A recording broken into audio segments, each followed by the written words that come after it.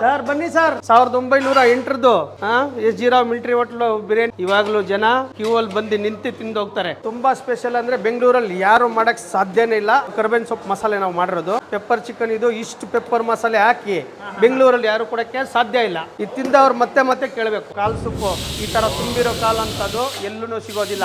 ಮನೆ ಚಪಾತಿ ನಾವ್ ಇಲ್ಲೇ ನಮ್ಮ ಜಾಗದಲ್ಲೇ ಮಾಡೋದು. ನಾವು ಅದು ಊರ್ ಕಡೆಯಿಂದ ರಾಗಿ ಕೆಂಪು ರಾಗಿ ತರಿಸಿ ಮಾಡೋದು. 6 ತಿಂಗಳು 8 ತಿಂಗಳು ರಾಗಿ ಇರುತ್ತೆ. ನಮಸ್ತೆ ಸರ್, ನನ್ನ ಹೆಸರು ಈಶ್ವರ್ ರಾವ್. ಶುರುವಾಗಿದ್ದು ಬಂದು 1908 ಅಕ್ಕಿಪೇಟೆ OTC ರೋಡ್. ನಮ್ಮ ತಾತ ಅವ್ರು ಗೋವಿಂದರಾವ್ ಅಂತ ಮಣಿಬಾಯಿ ಆಮೇಲೆ ಗಣೇಶ್ ಅಂಕಲ್ ಅವರು ನಡ್ಸ್ಕೊಂಡ್ ಬರ್ತಿದ್ರು. ಅಲ್ಲಿಂದ ತಗೊಂಡ್ಬಂದು ಕಾಟನ್ಪೇಟೆ ಪೊಲೀಸ್ ಸ್ಟೇಷನ್ ಎದುರುಗಡೆ ರೋಡಲ್ಲಿ ಇವಾಗ ಮಾಡಿದೀವಿ. ಆಗ್ಲೇ ಅಲ್ಲಿ 2018ರಿಂದ ಅಲ್ಲಿ ಮಾಡಿದೀವಿ. ಇವಾಗ ಅದರಿಂದ ಇಲ್ಲಿ ಫ್ಯಾಮಿಲಿ ರೆಸ್ಟೋರೆಂಟ್ ಅಂತ ದೊಡ್ಡದಾಗಿ ಮಾಡಿದೀವಿ. ಆ ಬಿರಿಯಾನಿ ತಿಂದಿರೋರೇ ಇಲ್ಲ ಬೆಂಗಳೂರಲ್ಲಿ. ಮುಖ್ಯವಾಗಿ ಇದ್ರೆಲೆ ಇಸ್ರಾಕ್ ಎಲೆ ಅವಾಗಿಂದ ಪದ್ಧತಿ ಬಂದಿರೋದು. 1908ರಿಂದ ಏನ್ ನಡೀತಿತ್ತು ಅದೇ ಟೇಸ್ಟು ಅದೇ ಇದು. ಜನರಿಗೆ ಅವ್ರು ಮತ್ತೆ ಮತ್ತೆ ಅವ್ರು ಜ್ಞಾಪನ ಮಾಡಿ ತಿನ್ಕೊಂಡು ಹೋಗೋ ಅನ್ನೋಂಥದ್ದು ಜನರಿಗೇನೆ ನಾವು ಒಂದು ಇದು ಮಾಡಿಕ್ಕಿದ್ದೀವಿ.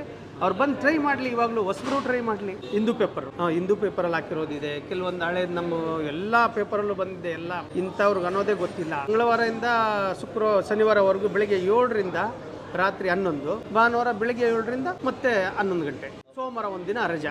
S G Rao military hotel ಏನು ಬ್ರಾಂಚ್ ಬಂದು ಕಾಟನ್ಪೇಟೆ ಪೊಲೀಸ್ ಸ್ಟೇಷನ್ ಎದುರುಗಡೆ ರೋಡ್. ಇದು ಬಂದು ರಾಜಾಜಿನಗರ ಇವಾಗ ಹೊಸದಾಗಿ ಓಪನ್ ಮಾಡಿರೋದು. ಫಸ್ಟ್ ಬ್ಲಾಕ್ ವಿದ್ಯಾವರ್ಧಕ ಸ್ಕೂಲ್ ಎದುರುಗಡೆ. Thank you sir.